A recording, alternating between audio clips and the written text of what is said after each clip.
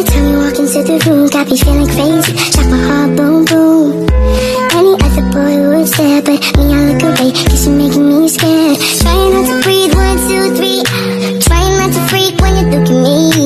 Gotta make it move, but I freeze. You don't have to. Good morning, everyone. I'm Joy Pizarro from B2C. Now, what I have learned in Unit 7.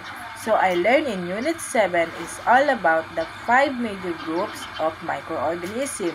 The first one is bacteria, protozoa, algae, fungi, and viruses.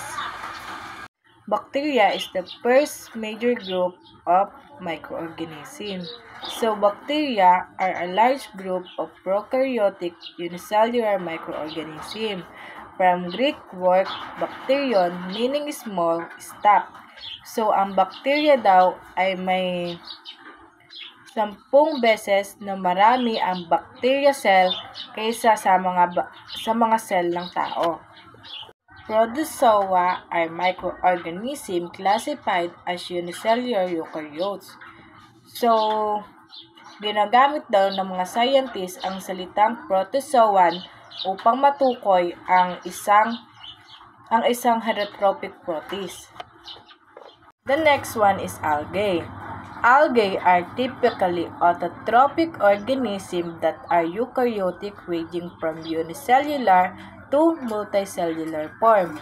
So, meron daw itong 30,000 algae species. At ang pinakamalaki naman ay tinatawag na seaweeds na mayroong 10,000 species.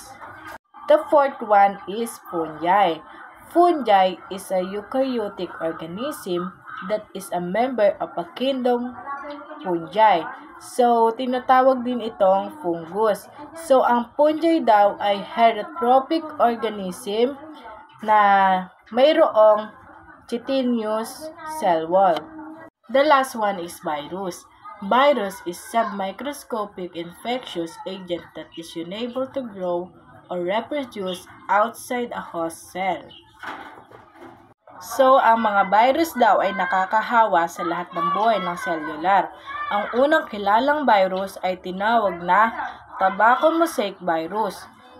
Ito ay natuklasan ni Martinus Beijerick noong 1899 at ngayon ay higit sa 5,000 uri ng mga virus ang inilalarawan.